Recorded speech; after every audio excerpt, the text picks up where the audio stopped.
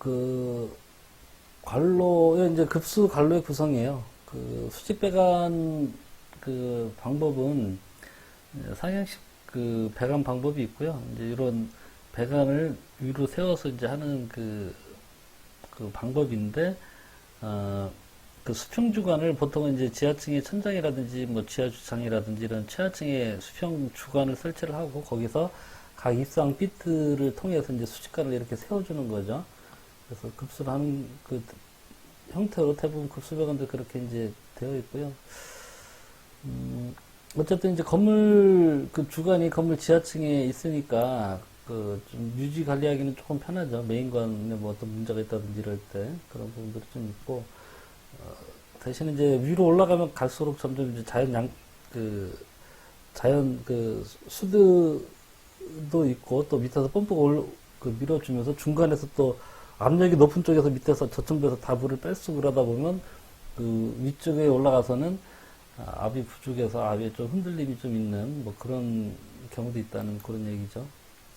뭐 상식적으로 이제 뭐 생각하시면 될 것 같고,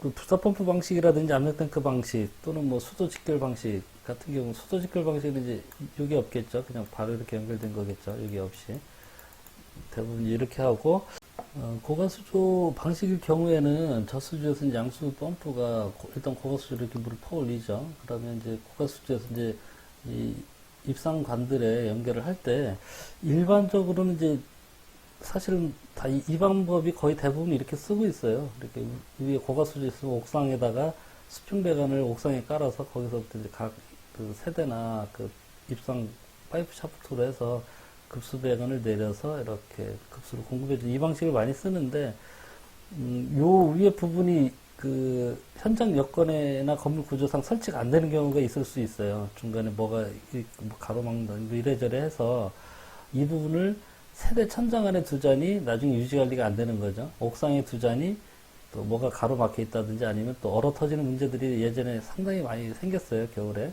그래서 이게 옥상에 노출되어 있다 보니까 얼어 터지거나 이런 문제 때문에 이렇게 하는 경우도 있는 거죠. 행주관을 밑으로 일단은 끌고 내려와서 밑에서 다시 이렇게 올려주게 하는 뭐 이렇게 이제 하는 방법도 있는 건데, 대부분 고가수조 방식일 때는 이런 하향식 배관 방법으로 좀 하고 있어요. 하향식 배관 방식은 어쨌든 뭐 주관이 옥상 쪽에 있는 거고 위쪽에 차량층에 있는 거고 거기서 이제 밑으로 내려오면서 급수 수직관을 연결하는 그런 방식이고요. 고가수조가 대부분 예전에 이 방식이었죠. 요즘 초고층 건물에서도 대부분 이 방식 사용하고 있고요. 어쨌든 이거는 이제 이쪽이 말단인데, 말단으로 가면 갈수록 이 자연 수도에 의해서 공급 압력이 더 높아져요. 위에보다 오히려. 밑으로 가면 이만큼 그 수도를 받기 때문에, 그래서 이 부분이 항상 이제 물이 안 나와서 문제가 되는 경우가 이제 말단이겠죠, 말단. 근데 여기는 오히려 말단으로 갈수록 압이 높아지기 때문에 비교적 급수 압력은 그 잘 유지될 수 있다. 이제 그런 맥락이에요. 부스터 펌프나 이런 상향식 방식에서는 위로 올라가면 갈수록 압력이 줄어드는데, 자연 수도에서 이제 압력도 줄어드는데, 또 이제 밑에서 다 물을 뺐으니까 위에 가서는 이제 물이 부족하다든지 이렇게 좀 압력 변화가 좀 많을 수 있다. 그런 부분들이고요. 뭐 이 두 개를 혼합한 방법이고, 초고층 건물에서는 이런 식으로 이제 많이 하는 거죠. 이렇게 하고 여기서 다시 또 위로 이렇게 퍼 올려서 또 위에 중간 계기실 있으면 거기 또 놓고, 요거를 이제 퍼 올릴 때 여기 이제 부스터 펌프가 하나 또 있겠죠. 그럼 요 부스터 펌프에서 또 마찬가지로 거기서부터 또 몇 개 층까지는 요것처럼, 이렇게 부스터 펌프가 공급하고 그 나머지가 끝까지 올라가서 이제 그 위에 있는 고가수도 또 연결할 수도 있고요. 그 다음에 이제 가지 배관을 어떻게 하느냐인데, 세대 안에 그 건물 주택이나 이런 주거공간 안에 이제 가지 배관을 어떻게 하느냐인데, 예전에는 대부분 이런 방식을 썼죠. 분기 배관 방식. 여기에 이제 계량기가 있겠죠. 급수 계량기 있고 급수가 이렇게 들어오면서 일단 보일러 쪽에 하나 따주고, 그런 보일러에서 이제 급탕이 나온 거죠. 급탕이 나와서 이제 급수하고 급탕이 이제 같이 가면서 위생기구들 갈 때마다 이렇게 이제 하나씩 이렇게 따주고 하는데, 이렇게 해주다 보니까 이 부분에서 이제 그 누설이 많이 됐죠. 옛날에 이제 뭐 동간으로 할 때는 동간이 나중에 이제 그 바닥에 매립해, 아파트 같은 경우 매립해 놓다 보니까 부식이 된다든지 이러저런 문제로 인해서 이제 이런 부분들, 또 신축 평창이나 이런 부분에 의해서 이 부분들이 많이 누수가 되고 하다 보니 그 누수로 인한 피해 때문에 요즘은 해당 배관 방식을 아파트에서는 많이 써요. 근데 이제 이게 아파트에서는 이제 바닥에 깔렸지만 일반 건물에서는 뭐 밑에 층 천장에서 이렇게 올라오는 경우도 있죠. 그래서 밑에 층 천장에서 올라오는 경우에는 일반 건물에서는 지금 다 이 방식으로 하고 있다고 보셔야 되죠. 이렇게 하고 위에 층으로 이렇게 이제 올려준 거죠. 아니면 뭐 자기 층 천장에서 이제 이렇게 하나씩 가면서 따준 거니까 일반적인 그 오피스 건물이라든지 뭐 일반적인 건물에서는 이제 분계 배관 방식이 아직도 하고 있는 거고, 다만 아파트에서는 이게 이제 바닥에 보통 다 매립을 해왔는데, 물론 이제 아파트도 이렇게 천장에서 내려오는 방식도 쓰는 경우도 있었어요. 근데 어쨌든 대부분 바닥에 하다 보니 누수 문제 때문에 요즘은 그 햇다를 설치를 해서 급수했다, 급탕했다를 설치를 해서 여기서 그 위생교까지 배관을 하나하나 이 햇다에서 바로 보내는 거죠. 그 바닥에 매립된 부분에는 이음매가 없는 거예요. 나중에 이음매 누설이 되게 되면 이 부분이나 이 부분에서 파이프를 거꾸로 잡아 빼서 이렇게 파이프 자체도 교체할 수 있고요. 뭐 그런 부분들 때문에 그 아파트에서 누수율이 이 이중간 공법을 적용하고 나서는 현저히 줄었어요. 이게 이제 해다 배관 방식이라 되어 있는데 보통은 이제 이중간 방식 배관 방식이라고 많이 부르거든요. 이게 이제 가능해졌던 거는 재질을 아파트에 쓰는 급수 배관의 재질을 PB 배관을 사용하면서부터 그렇게 됐어요. 그 예전에 PB 배관이 이제 본격적으로 많이 사용된 게 이제 뭐 20년 정도 전부터 나오기 시작해서 뭐 한 20년에서 15년 사이 그 정도에 이제 급격하게 그 보급이 되기 시작했고요. 일단 가격이 싸고 저렴하고 그 접속하는 방법이 되게 간단해요. 소켓식으로 이렇게 간단하게 사람 손으로 작업해도 될 정도로 간단하다 보니까 처음에 PB배관을 이용해서 이제 이렇게 했는데 뭐 이렇게 하다 보니까 이제 누수하잖아 뭐 이런 게 생겼는데 그럼 차라리 이걸 없애버리자. 그래서 그냥 PB배관을 전선관 안에다가 그 전기줄에 쓰는 CD관 안에다가 넣어서 그냥 콘크리트 속에다 이제 매립을 해버리는 거죠. 가격이 워낙 싸니까 이 배관 길이가 조금 더 늘어나는 게 크게 부담이 안 되는 거예요. 한번 누수 사고 생겨서 그 치르는 그 비용보다도 하자 처리 비용보다도 배관 이 PB 배관이 워낙 싸다 보니까 합성수지 배관 재질이고 그래서 어쨌든 이 이중간 배관 방식 헤더 방식이 나온 거는 PB 배관이 그 급수 배관으로 본격적으로 적용되면서부터 이렇게 이제 됐고요. 지금은 거의 뭐 국내 아파트의 뭐 99%가 이 이중간 방식으로 하고 있다고 보셔야 돼요. 대부분이 뭐 이렇게 하고 있습니다. 이것도 이제 몇 가지 방식들이 다양하게 있어요. 뭐 중간에 그 분기 박스를 쓰는 방식도 있고 또 뭐 서브 했다를 뭐 쓰는 방식이 있고요. 이 배관이 천장에서 내려오는 그런 방식도 있고요.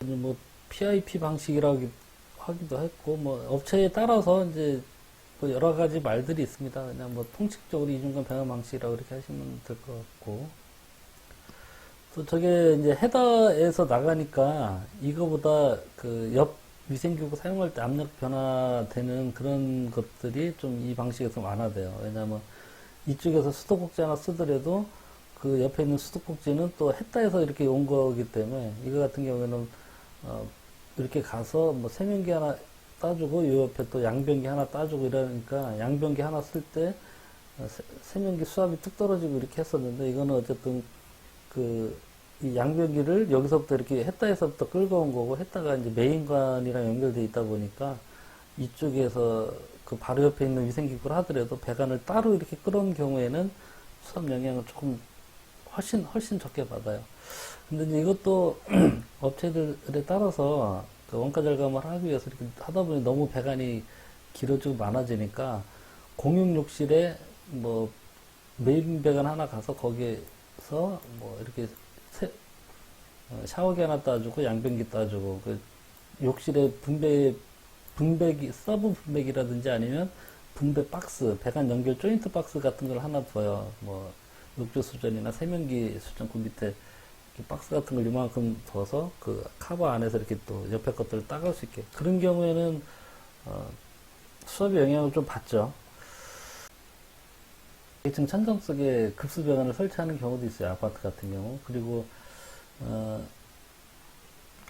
일반 건물에서도 대부분은 이제, 우리, 뭐, 아직도 상당한 대부분의 건물들이 그렇게 하고 있죠. 밑에 층에 오수, 배수, 그 다음에 이제 급수, 급탕 같이 가면서, 배수도 이렇게 받고, 급수, 급탕도 밑에서 이렇게 스라브 뚫고 올라와서 벽에다 배관 올려서 세면기나 뭐 싱크대 연결해주고 이렇게 하는 게 이제 일반적인데, 그렇게 하시다 보면,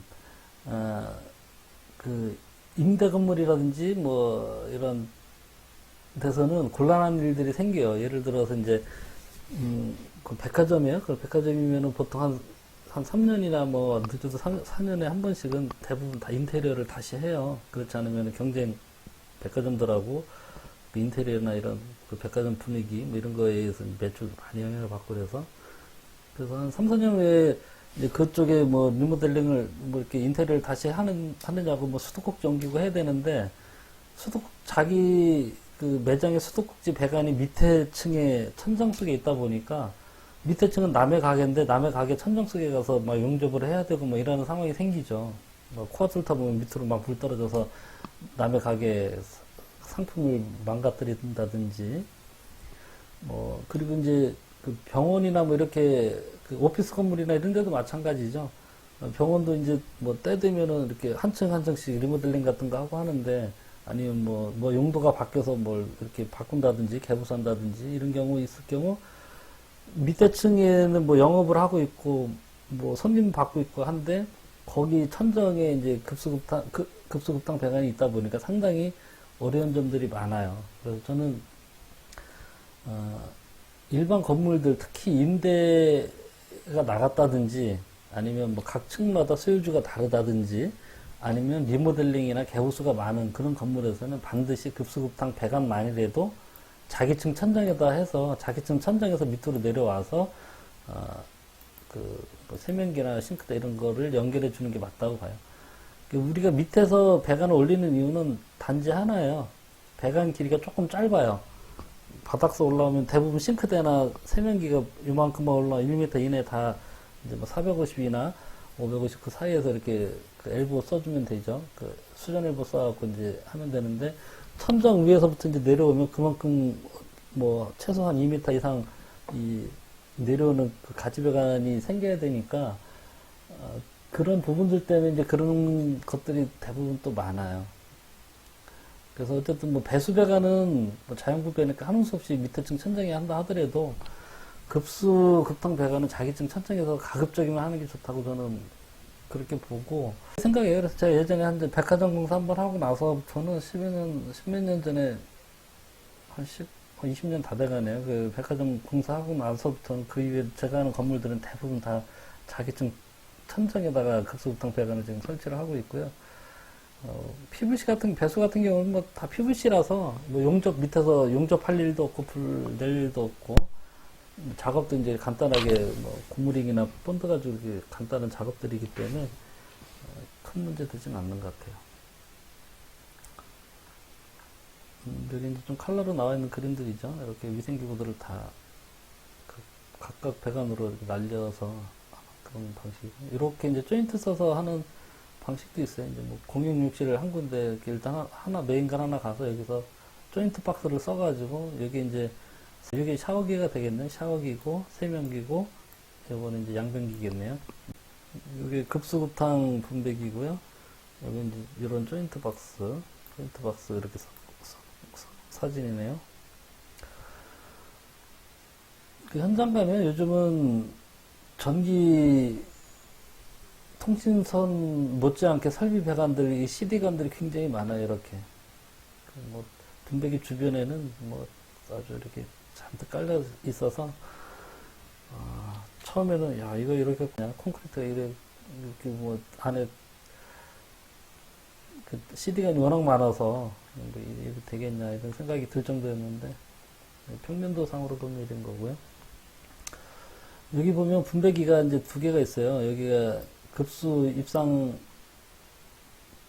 급수하고 급탕, 이거는 이제 중앙 그 공급 방식인가 보네요. 지역난방이나. 그래서 급수급탕이 같이 들어오고, 이쪽 부분에 급수급탕 분배기, 메인 분배기가 있고요. 여기서 이제 이 근처 것들 좀 따주고, 이 안에 그 안방 쪽에 있는 부부욕실 쪽에는 너무 거리가 멀다 보니까 이걸 또 다 여기서 이렇게 끌고 가다 보니 비효율적이라서 안방 쪽 근처에다가 파우더룸 쪽에다가 지금 서브 분배기를 하나 더 둔 거죠. 그래서 여기서 안방 욕실하고 뭐 이쪽 발코니 하나 따주도록 뭐 이렇게 하는 방식도 있고요. 방법들이 다양하게 많이 나오고 있습니다. 자, 이제 다음은 그 급수 계통의 이제 조닝입니다. 이 조닝을 하는 이유는 그 수압을 적절하게 분배해주기 위해서예요. 너무 이게 그 급수 배관을 높은 층까지 수직 배관을 길게 끌고 가다 보면 밑에 부분에서는 그 압이 10kg 이상 넘어가고 그렇게 되면서 뭐 소음의 문제라든지 또 배관의 그 대압에 대한 문제 때문에 압력 배관을 써야 된다든지 이런 문제들이 생겨서 보통 10m가 넘어가기 시작하면 그 배관을 입상관을 분리를 해요. 그래서 저층부 배관, 뭐 중층부 배관, 고층부 배관 해서 고층부 배관은 물론 이제 밑에서 올라가는 부분 압력 배관 쓰다가 또 그것도 10kg 이내가 되면 이제 그다음부터 또 뭐 10kg 배관밖에 이제 쓰고 뭐 그런 식으로 해서 이제 대처를 해야 되는데 그리고 또 이제 같은 뭐 저층부 배관이라 하더라도 뭐 보통 뭐 한 10층, 15층까지 이렇게 끌고 간다고 치면 밑에하고 위하고 압력 차이가 많아서 밑에 부분에는 또 감압 밸브를 써줘야 돼요. 감압 밸브 써주지 않으면 그 저층부에서는 위생기구 사용할 때 좀 불편한 게 많죠. 그래서 일반적으로 그 아파트라든지 호텔이라든지 이렇게 조금 민감한 부분들은 그 0.3에서 0.4 메가파스칼 정도로 공급을 해주면 되고 사무실이라든지 공장이라든지 이렇게 조금 소음이나 이런 부분들에 대해서 크게 우려스럽지 않은 부분들, 민감하지 않은 부분들은 0.4에서 0.5 메가파스칼 정도로 압을 공급해 주는 게 적절하다. 이제 좀 그렇게 되어 있고요. 그래서 그 급수 공급 압력이 입상관에서 분기되는 압력이 이 부분을 넘어가면 그때는 이제 강압 밸브를 설치를 해주는 거고요. 조닝은 이렇게 이제 나눠준다는 얘기예요. 입상이나 공급하는 배관 계통을 그 존으로 이렇게 구별해 준다는 얘기고요. 고가수조 조닝 방식은 이 건물 높이가 이제 높아서 고가수조를 둬서 이렇게 그 조닝을 해주는 거죠. 요 부분이 이제 저층부, 요 부분이 고층부 이런 식으로. 그 다음에 펌프 자체를 갈라주는 거죠. 저층부 부수다 펌프, 고층부 부수다 펌프. 이건 이제 그 펌프 가압 방식, 부수다 펌프 방식에서 이렇게 하는 거고요. 이거는 이제 고가수조에서 고가수조는 같이 하는데 이제 배관을 가르고 또 그 배관에 감압 밸브를 설치를 해서 이 부분하고 이 부분이 이제 입상은 같지만 이제 또 뭐 존을 이렇게 달리 했다라고 이제 보시면 되겠죠. 고층부하고 저층부. 그 다음에 이제 고가수조 펌프 가압 혼합 방식. 초고층 건물에서 이제 많이 볼 수가 있는데 요즘은요. 저층부는 이렇게 부스타 펌프로 공급을 하고 고층부는 이렇게 고가수조로 해서 일단 이 펌프는 고가수조까지만 퍼놓으면 여기서부터는 이제 이렇게 또 하는 형식으로. 여기 이제 중간 기계실이 하나 있겠죠. 또 여기서 또 위에 층이 더 높게 되면 여기 이제 펌프 하나 더 또 똑같이 이런 패턴으로 다시 또 올라가는 거죠, 위에. 급수 계통의 강압 밸브. 급수압이 가동할 경우 강압 밸브를 설치를 하는데 주간 감압 방식, 층별 감압 방식, 그룹 방식 몇 개가 있는데 뭐 이렇게 이제 밑에 부분이 압이 많이 걸리다 보니까 그 밑에 부분 내려가는 부분에 아예 감압 밸브를 둬서 여기까지 내려오다가 압이 어느 정도 걸리는 거를 다시 여기서 확 줄여줘서 다시 여기서부터 이제 자연압에 의해서 필요한 만큼 이렇게 압이 걸리게 하는 그 메인관의 감압 밸브를 핏 안에 쓸 수 있고요. 이거는 이제 각 층마다 이렇게 하고 있죠. 이렇게 하고 있는 건데 이게 대부분의 아파트에서는 다 이 방식을 보통 많이 사용하죠. 아파트에 이 방식 많이 사용하고요. 조금 민감하지 않거나 이 건물 층수가 조금 그렇게 높지 않은 건물, 뭐 예를 들어 한 10몇 층 정도 되는 그런 오피스 건물에서는 입상 파이프 샤프트 안에 이렇게 두는 경우가 또 많이 있어요. 어쨌든 다 공동 관리를 건물 쪽으로 하기 때문에.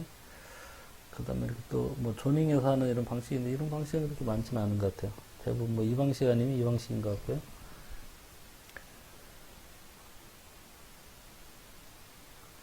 아파트 같은 경우는 불사펌프 방식을 사용하면 보통 이렇게 그 불사펌프를 저층부, 고층부, 중층부 뭐 이렇게 이제 나누는 방식을 좀 많이 사용하고요. 이 방식은 뭐 저는 한 번도 보지는 못한 것 같아요. 이 방식 아니면 대부분 이 방식이죠. 이 방식은 이제 그렇게 층수가 높지 않은 경우 뭐 15층이나 25층, 15층 정도 건물 이하 이렇게 하고 보통 이제 25층 정도 가기 시작하면 이제 뭐 최소한 저층부, 중층부 두 개 있죠. 그 이상 올라가 그러면 또 고층부까지 아파트들 보통 이렇게 하고 또 그 이상 올라가게 되면 이런 방식을 이용하고요.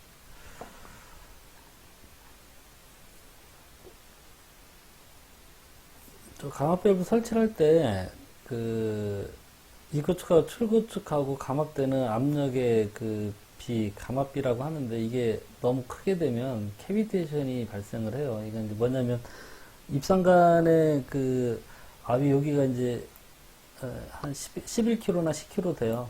근데 여기에 감압 밸브를 뭐 10kg에서 2kg로 줄여라, 10kg에서 3kg로 줄여라 이렇게 하다 보면 이 뚝 떨어지는 그 감압을 하기 위해서 이 밸브가 이제 굉장히 좀 많이 이렇게 닫아서 이렇게 제어를 해야 되는 그렇게 돼요. 그렇게 되다 보면 거기서 이제 캐비테이션이 생겨요.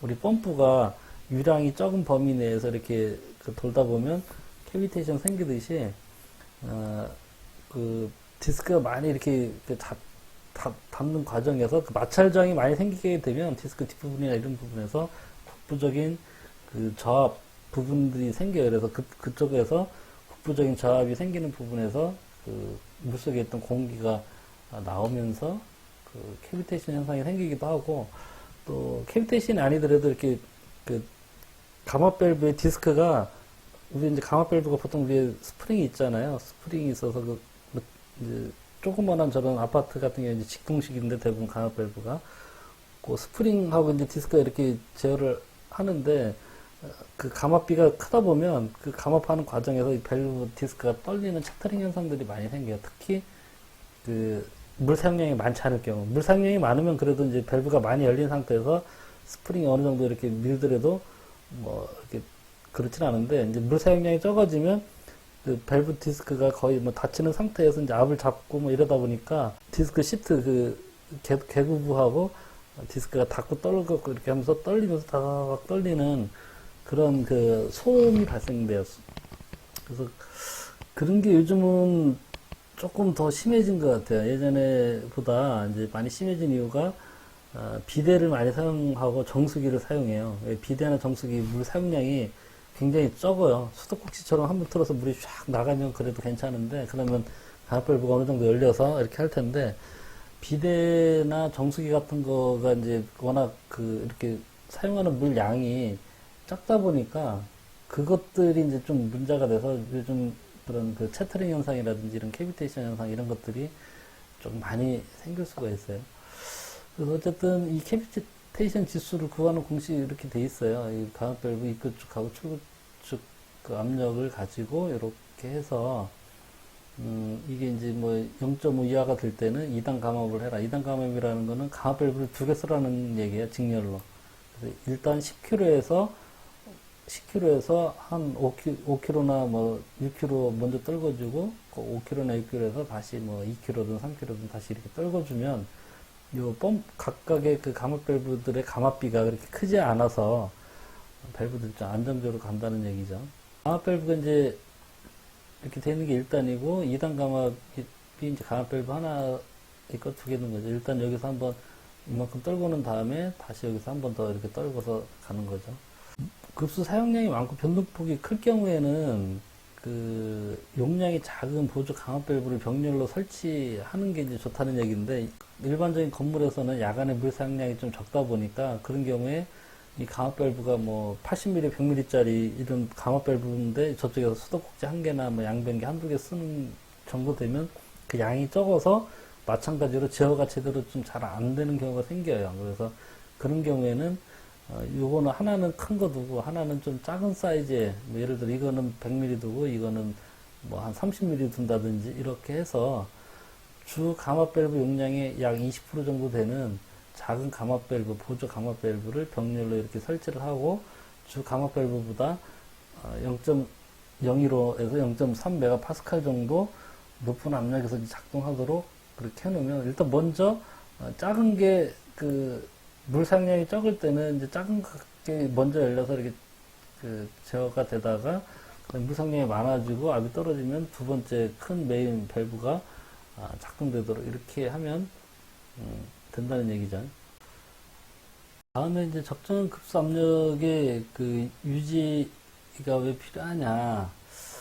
일단 이제 수압이 너무 높게 될 경우에는 당연히 수압이 높으면 불필요하게 수압이 높으면 높은 만큼 물이 더 많은 양을 공급할 수가 있죠. 그래서 불필요한 물 낭비가 생길 수도 있고 또 물소리나 수도꼭지 이런 데서 또 소음 같은 게 많이 발생하죠. 그래서 또 뭐 이렇게 쓰다가 딱 닫으면 그 수격 현상에 의한 진동 같은 거, 뭐 수전유의 마모나 조기 파손, 그다음에 뭐 배관이나 이런 부분들도 그런 수격 현상에 의해서 내압성이 좀 요구가 되니까 반대로 또 이제 수압이 지나치게 낮은 경우에는 수압이 낮으니까 물 당연히 토수량이 부족해져서 사용하는 게 좀 불편하시고 어떤 위생기구들은 기구 사용 자체가 안 되는 경우가 있어요. 뭐 샤워기 같은 경우 너무 물발이 약하면 수압이 약하면 제대로 샤워를 할 수가 없잖아요.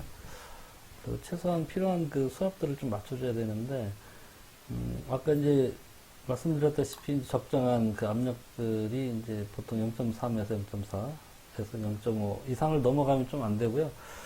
이게 이제 뭐 제가 경험상 볼 때는 그런 것 같아요. 샤워기를 사용하는 경우는 0.4 메가파스칼을 넘어가면 아파요. 그 물발에 의해서 이렇게 떨어질 때 피부에 그 따가운 거를 느끼게 돼요. 그래서 샤워기 사용하는 데는 0.35 정도를 넘어서지 않는 게 좋아요. 그 애들이나 어른들은 0.35 정도 이상만 넘어가면 아프다는 그 민원이 많이 들어오더라고요. 그 최소한 그 0.2에서 0.25 메가파스칼 정도는 돼야 돼요. 저는 이제 각 위생기구별로 이제 필요한 압력이 있네요. 수도꼭지, 양변기, 후레쉬 밸브, 샤워기. 어탄마라고 이제 수교 현상들이 그 물 사용할 때 이제 많이 생기는데 이게 이제 그 배관 속에 유체가 이렇게 흐르다가 갑자기 어디 밸브가 딱 막힌다든지 이러면 그 흐르던 유체의 그 에너지가 그 밸브 그 바디에 디스크에 딱 부대면서 그 에너지가 탁 막히면서 이제 여기서 충격파가 발생돼서 이 압력 충격파가 다시 반사돼서 배관 타고 저쪽으로 갔다가 왔다가 갔다가 뭐 이렇게 하고 중간에 엘보나 이런 게 있으면 이제 그런 부분들에 또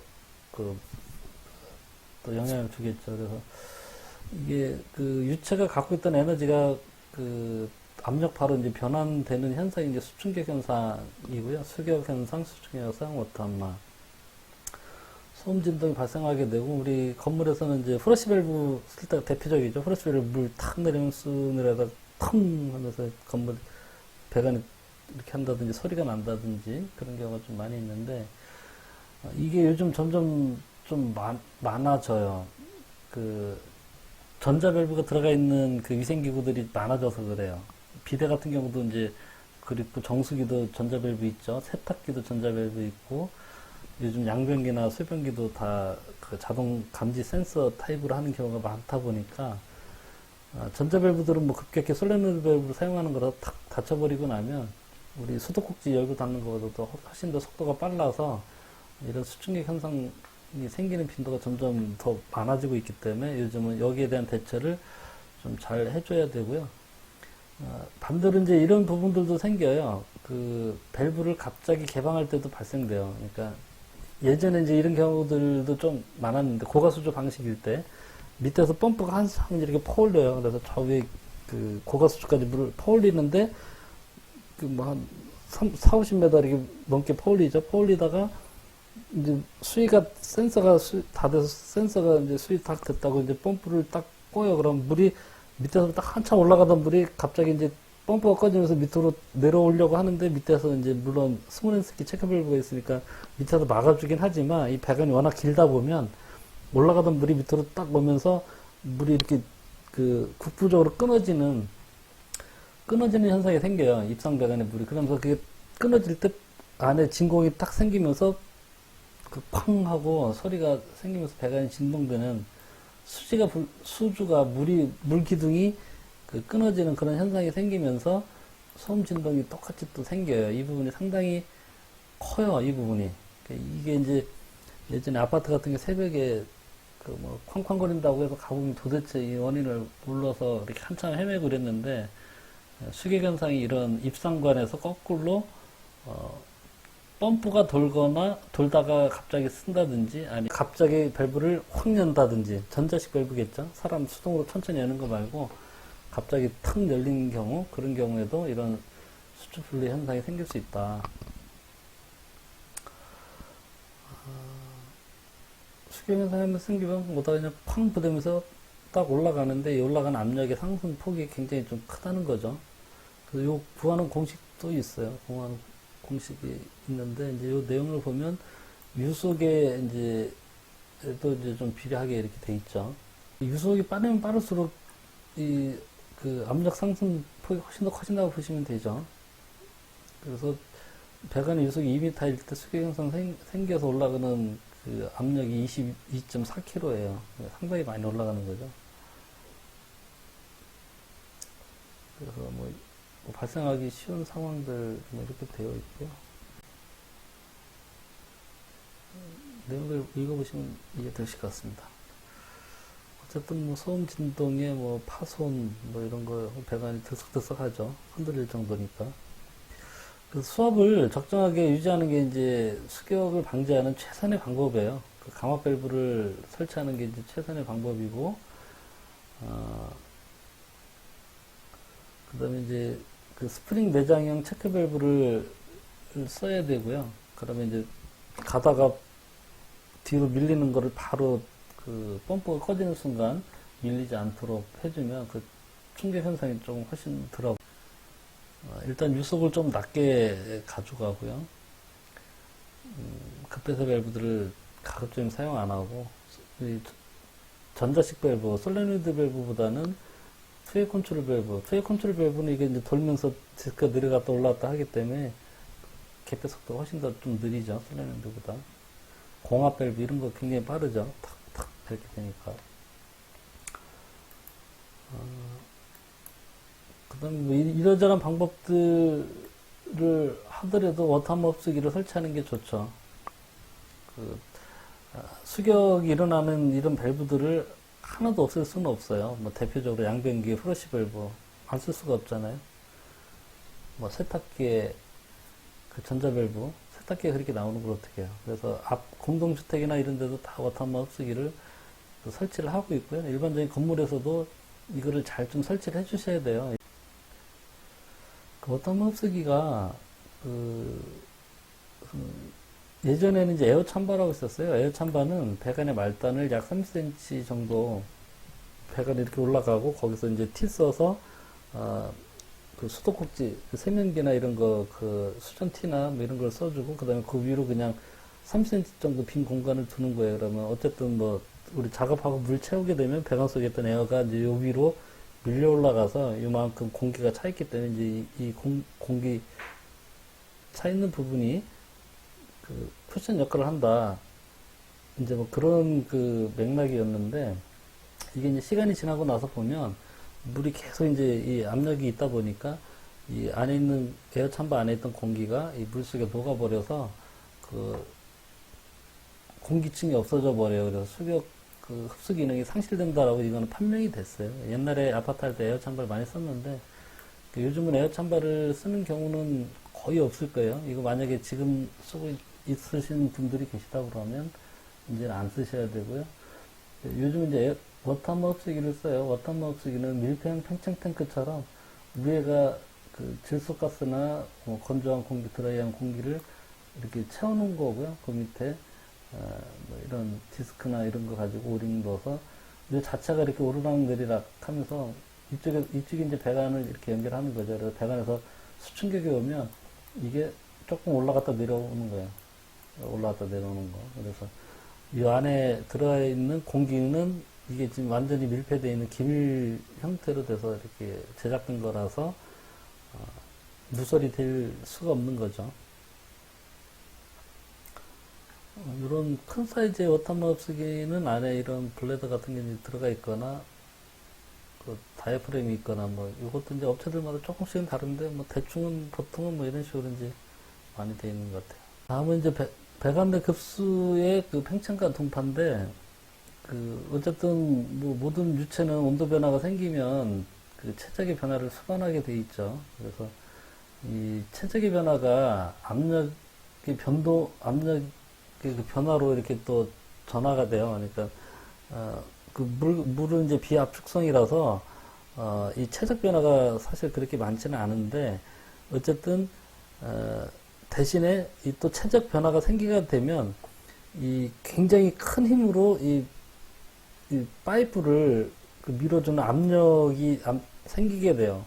그래서 온도 변화가 생기면 어쨌든 이 물도 이렇게 팽창을 하는데 그 팽창하는 거를 적절하게 그 어딘가 이렇게 좀 받아주지 않으면 흡수해주지 않으면 꽉 막혀 있는 그런 상태라고 하면 이 최적이 조금만 늘어나도 바로 이 배관이 견딜 수 없는 정도의 압력으로 작용을 해서 배관을 파손시키는데 이게 이제 온도가 올라갈 때도 마찬가지고 거꾸로 내려가서 얼게 되는 동결되는 상황에서도 마찬가지예요. 동결되는 상황에서 배관이 터지는 이유는 동결되면서 그 파이프의 그 물의 최적이 얼면서 얼음으로 변하면서 약간 늘어나는데 그 약간 늘어난 거 가지고도 엄청난 그 압력으로 작용이 돼서 배관을 파손시킨다는 거죠.